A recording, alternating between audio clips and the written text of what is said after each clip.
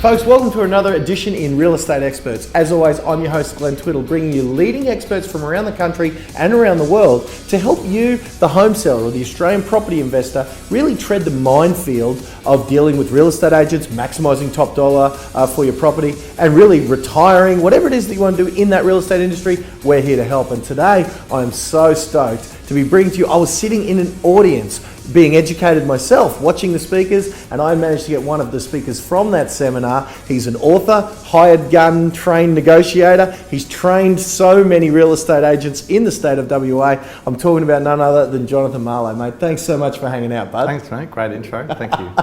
So, mate, I mean, the list of your accomplishments is a mile long. But give us some of the highlights, mate. I mean, I know you're a serial entrepreneur. You've owned and started businesses successful, and you've passed on that knowledge to other people. But for those who don't know you, mate, give us the Jonathan Marlow short version. Yeah, okay. Well, when I started in real estate 21 years ago, after a couple of years, I realised that I also had a passion for teaching. At the time, I qualified as a Dale Carnegie trainer. Right. Wow, so that's How to Win Friends and Influence People, one of the foremost professional development books on the planet. Absolutely, yeah. So I qualified as that at the same time as qualifying as an agent. Yeah. So kept doing those side by side, and then started training at REWA in WA. Formed a two-office group not long after that, and was about to expand it further, but different things, life gets in the way. We set up a charity called Friends of Autism based on the experience we had. We've got 3 boys, one of which is very severely autistic, and we wanted to be able to help other families who are missing out on the critical help they need. So financially we got involved with that. We ended up winning the REI WA and REIA awards 2 years in a row for our work with charities, which was a community service awards. That to me was a massive pinnacle. We set up Rise Training, or now known as Rise PD, about 5 years ago, and we do a lot of training now. We also are an RTO, so we have the Registered Salesperson's course.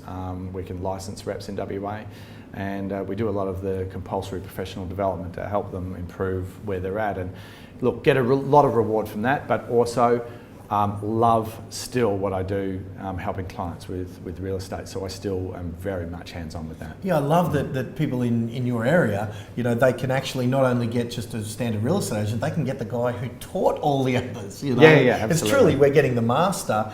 So, I mean, let's get stuck into that a little bit. I mean, I know that people in your area have a pretty easy choice, right? They can just call Jono. Yeah. But tell us about, how do we find the Jonathan Marlow? Someone, say I've got a viewer over in Brisbane or in Sydney or something.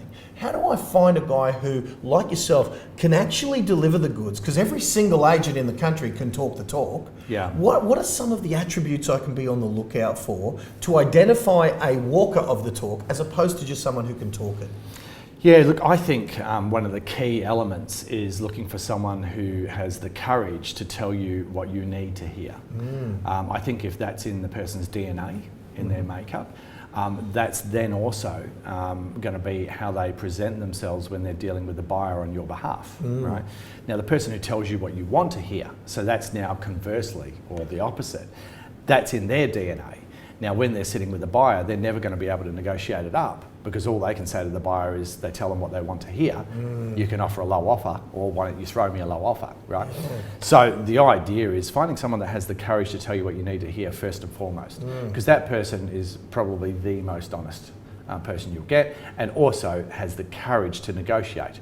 And negotiation is very much about that. So yeah, I would look for that type of person first. Yeah, okay. And so if I was though going to go to the marketplace looking for that honest person, I tell you, some of these guys, as an agent, they are able to put on a pretty convincing front. Yeah. Are there any tangible things that I can observe? Say I'm dealing with them or interacting with them in an open house. What can I be on the lookout for that might be some telltale signs that I'm dealing with someone who's going to work in my best interest as a home seller?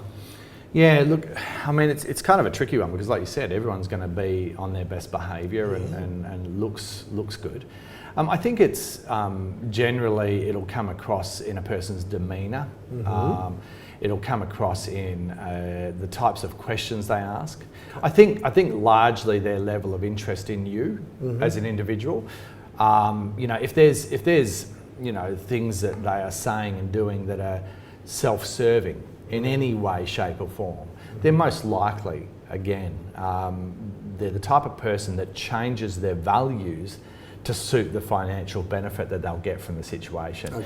So what you want to be looking for is a person that you know is not so self-serving in everything they say. They're keen to look out for you, and that I think just gets demonstrated in the types of questions they ask, in the way in which they engage you. What I've had some viewers sort of ask me that sometimes they've been at an open house, and that's often where the game is played, where we visit open houses. That's where we see our agents. That's where we see properties.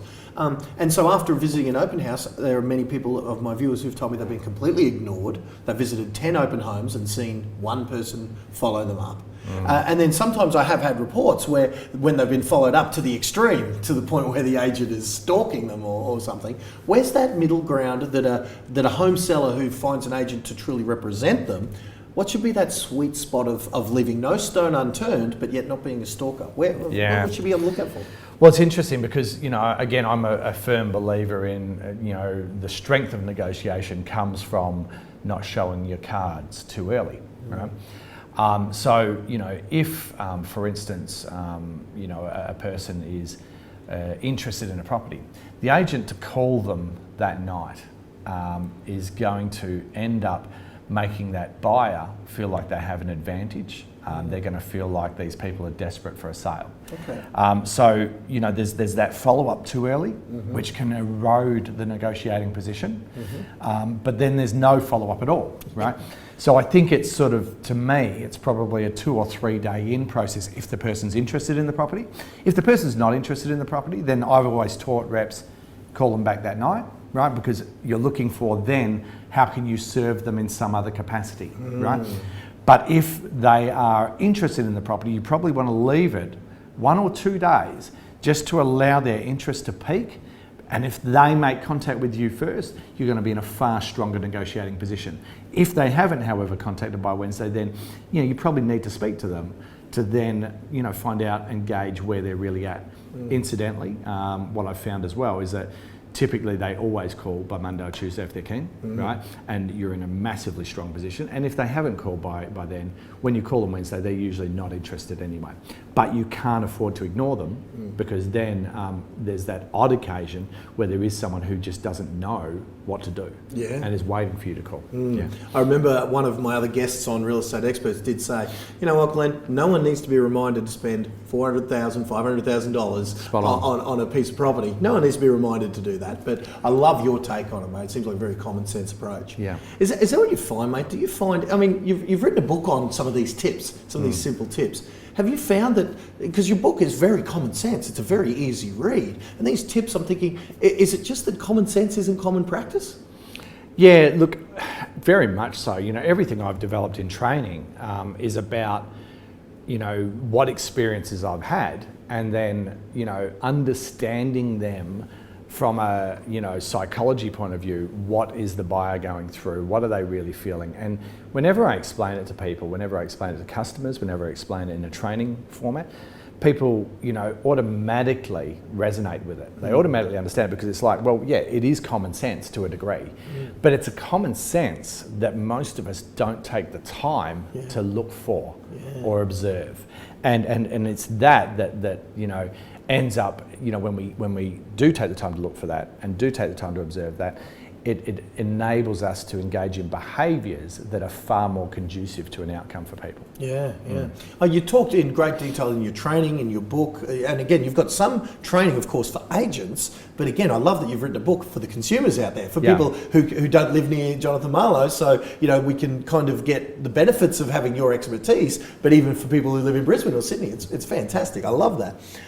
But tell me, you've written in some of your work about the importance of marketing. So if we're doing this exercise where we're trying to find the Jonathan Marlow who's working in Brisbane or Sydney or Cairns or Eastern States or whatever, with regards to marketing, what's a quality of marketing and why is that important and what should we be on the lookout for to know we're dealing with someone who knows what they're doing? Yeah, look, I mean, first of all, I suppose, you know, their marketing, if you want to now delve into the psychology of negotiation, their marketing, at a very basic level, must avoid some of the common mistakes that weaken the seller's position.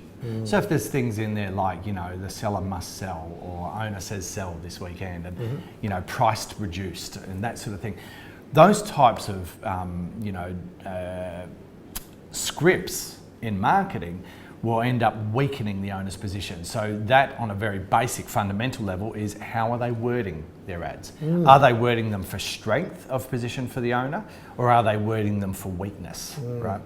Then the next level, I think, is, is there a level of attention to how they're, putting across the property in terms of, the type of photographs they use and select, the type of way they then describe the property. Now, this is now a description of the property so much. There's some creativity involved there. It's not just delightful family home, things like that. There's got to be some sort of level of thought and effort put in. And then I would suggest as well, that how are they demonstrating that they've put effort into the property marketing on a, video marketing, for example, which now, I've got to say is probably not massively big yet in Western Australia, but we can see it coming. If they are putting that in, again, how does that video marketing get portrayed? And also, if there's a time where they'll choose whether video is right or wrong. So it's all about, the combination of those things, and how does it portray the property? And more importantly, how does it portray the owner's position? Because it needs to always be demonstrating a position of strength, and not creating as well, and this is the only other thing that we find sometimes happens, creating an experience where the virtual is far better than the real, right? Okay. So it's got to be edited to such a degree that it doesn't make the property look better than it is, but is a true and accurate representation. It's an interesting, mate. I want to sort of play devil's advocate for a moment, because we've seen some massive companies succeed with some of the principles. Like for example, you talked about how price reduced and owner, that we want to sell now. We've seen a lot of companies use that urgency to drive sales. And we've certainly seen someone like McDonald's very much have a massively successful company, you'd agree, have their product in their marketing look far superior than the product we actually really get.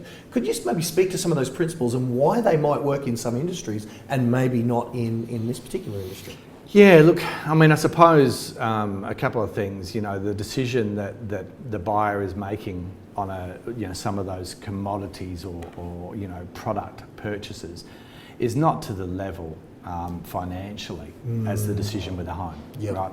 The decision with the home, they'll live in it day in, day out, 24 hours a day. So, from a point of view of making it real, they've got to come to the home and fall in love with it. I've not be disappointed. Spot on. And I've surveyed thousands of people now, and I've found that the one thing that's a very common denominator is that the minute they walk into the home, they instantly know whether that's the home they want to buy or not, right? Almost instantly. So the art, therefore, with us, is how do we get that person who's most likely to get that instant feeling to the home? So it's not about now when they get in the home, are we doing a great song and dance to convince them to buy? It's getting that right person to the home who's most likely going to fall in love with it, and then having strength in our negotiation process, because then we're going to turn a result to our seller's favour. Now, and again, so that comes back to, I suppose, also those words of price reduced and so on. If we know now that the person, and I've surveyed thousands, and it's unequivocal that they fall in love with it or they don't, right?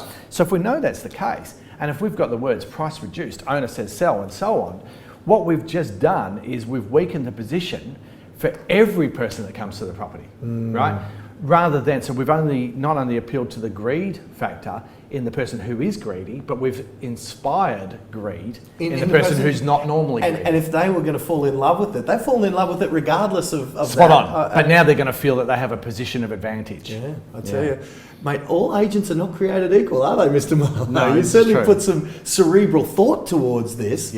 I love it that really, the guys in your area are lucky that they can get yourself. And in fact, let's talk about this. Let's talk about the subject of fee, because what I was about to say is they can get you, to actually represent them, a guy who teaches other agents this, for the same cost as one of the guys who's might be a bit of a beginner or a learner, or certainly doesn't put the level of thought and strategy into it as you do. But let me talk to you about fee, because I've had some people who look like they charge, a year's salary for their services, and those services may or may not be questionable. And some people seem like they'll work for free, and I don't even quite understand that. Like, their commissions are so low, their services and their fees are so low that it's almost like they're working for nothing. And so I know you're not the most expensive in the game, nor are you the cheapest.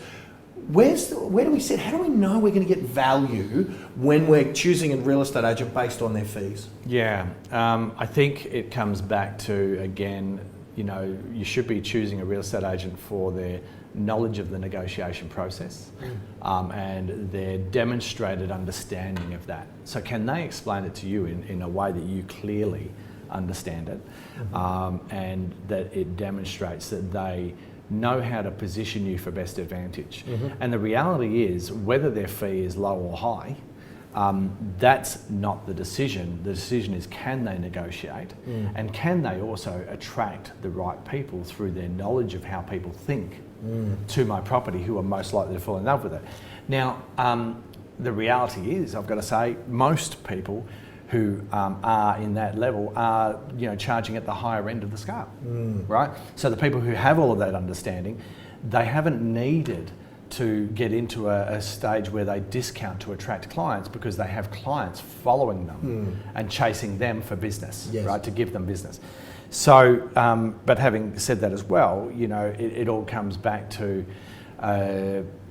can the person demonstrate those basic fundamentals? And I think to a degree it gets demonstrated in how they ask for their fee. If they fail to ask for a fee that's market rate, how are they going to get market rate for your home? And so what I love, and I've heard you talk about this in other places, that it's almost like the negotiating skill that you've shown and you've demonstrated even here today, that when that gets, we negotiate in increments of tens of thousands of dollars, and yet on this fee, it's only a case of a difference of maybe a few hundred or a few $1,000s, not tens of thousands of dollars. So the decision should be made here at the tens of thousands level, not here at the hundreds level. Is that fair? Is that how, have I worded that the way you would? Absolutely, yeah. It's like, we're talking about, a very small percentage of the sale price might be the absolute, difference in the selling fee. But that percentage then gets expressed in the very same way, like I said at the beginning. If it's in their DNA to discount, to be able to get your job or to get employed by you, right? Then that's in their DNA. They can't change who they are fundamentally as a person. So now, when they go to show up with a buyer, and the idea is, I need the buyer now to pay $500,000, not $10,000, 500 or even $1 million for your home. In my DNA is a discounter at heart. So I'm only ever going to be able to discount now to get you an outcome, business, right? And so that then would be the absolute wrong person to employ for that very reason. I've heard one of my other guests on Real Estate Experts say that, the real discount I offer is that premium price. Because, and I've heard, testimonials even of yours, people who you've served, they feel like they got you for free because you got so much more for their money, for their property. So that leads to really my next question, which is around something you spend a bit of time on in your book, which is a practice that you call buying the listing. And you said you've seen this thing happen so often that it's cost home sellers, with other agents around the country, so much money that you spend a significant amount of time on educating sellers of what it is and why it's such a massive mistake. Mate, while I've got you here, I've got to hit you up about what's buying a listing and why does it cost sellers so much that you dedicated that much time to it? Okay. So typically buying a listing is where the agent will seek out from you, and in some way, shape or form during the process, what it is you want them to tell you. What it is you would want to hear about what your property might be worth, right? Now, what they'll do is they'll seek that out, and even if they're in the absence of you telling them anything, they'll then think to themselves, and I've heard this expressed before in agencies where I've gone in to try and help them solve their problems, they'll probably want to hear this number, right? This is how the agent expresses it, right? Now, where the problem lies with that is that that person then, like I said before, in their DNA, they're only looking to please you with that number to then get it listed, right? But now, again, coming back to it, and I talk about this a lot, I know, but in their DNA now, if they can only be the person that pleases people, they can only be the person that seeks to please by telling people what they want to hear, then the minute they get in front of a buyer, they're going to have that same DNA and approach. So now that buyer is going to have a person that will tell them what they want to hear, which is you can throw in any offer. And you'll get this type of behaviour happening quite often. Now it comes back to then, why would all of that be a failing? Because you can say to yourself, okay, well, yeah, but the buyer I want to go with the guy who's optimistic about what he can get and is confident. Yeah. It is probably a natural thing that we say, well, if there's that much out there, why not give him a crack? So what does that do? Why is that a mistake if I'm a seller? Well, there's studies that have proven this, and it comes back to the psychology of buyer engagement, which a lot of people don't understand, and I've got to say, a lot of agents don't understand. The psychology of buyer engagement is such that and the way it's best expressed is there are 3 different prices a buyer will pay and 3 different levels that they'll engage on any product and commodity. Number 1 is the level that they want to. Now that, by the way, as a seller, we don't want that, right? The level they want to is as little as they can get away with, right? And it's that cheeky offer.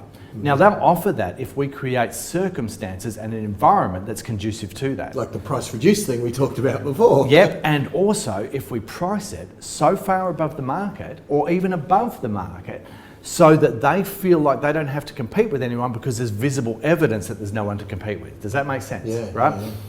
The next level is their budget.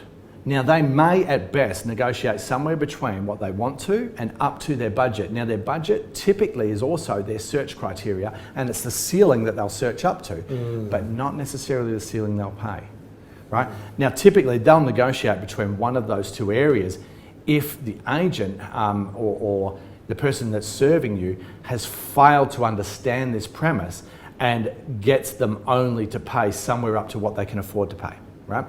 Now, the 3rd level is what it hurts to pay.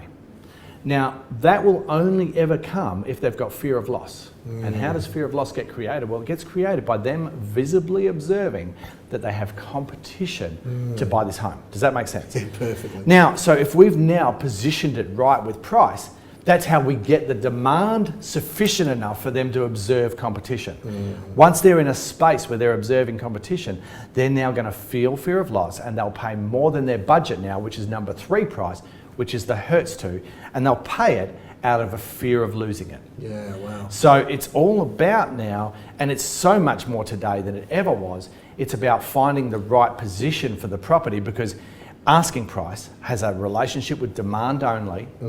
And demand is the one that has a relationship with sale price. Yeah. But asking and sale price are not connected. Yep. They must only be connected by the demand. Through demand, wow. Yeah. I love, mate, I tell you, I've said it before, I'll say it again, all agents are not created equal. And I tell you, if my mum was selling a house within cooey of you, guess who I would want representing my mum?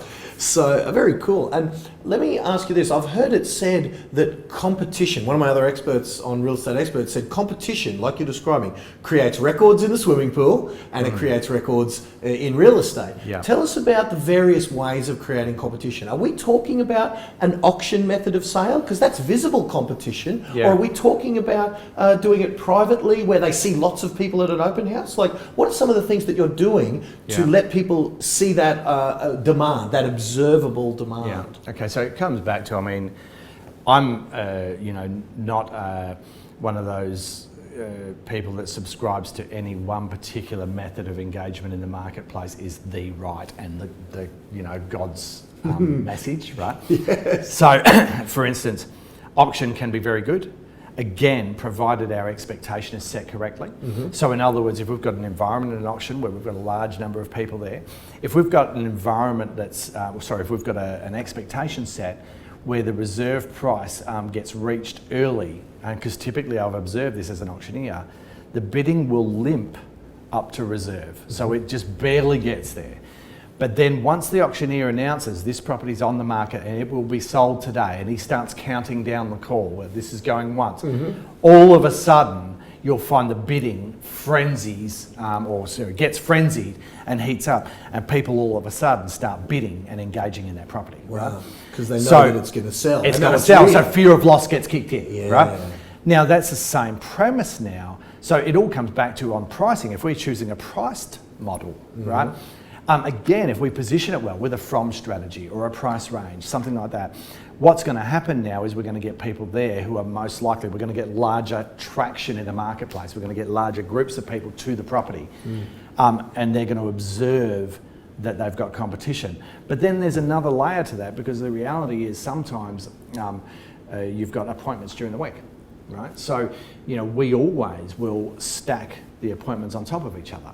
Now, and look, for one, it's convenient for the seller, right? So it makes it that you're only having to clean the home up once, right? But number two, it creates massive visibility, because a buyer coming through a home open, for argument's sake, in 45 minutes, may observe someone else in the property and may not, right? The next person may come 15 minutes later and so on, right? But in a fixed appointment at 11 o'clock, if 2 people show up, that is far more powerful than 6, but not seeing each other during a 45-minute open. So yeah, we'll always try and make sure that they turn up together, because like you said, competition creates records everywhere. And what we want to be is the situation where we're getting people competing and forcing them to pay their record. So cool. I suppose the last thing I just want to ask, is there any way, mate, that what you've described is perfect, and I know that it'll be an easy decision because you've got that demonstrable kind of, in my gut, if I was listening to the gut, I know that I'm dealing with a pro here. Is there any other ways that I can know that for my viewers all around the country, all around the world, that we know we're dealing with someone who's got the chops on the board, like you've mentioned? Yeah. Well, I suppose one key is in what we've just talked about here is, can that person demonstrate their understanding of the process? And is that understanding factual and real?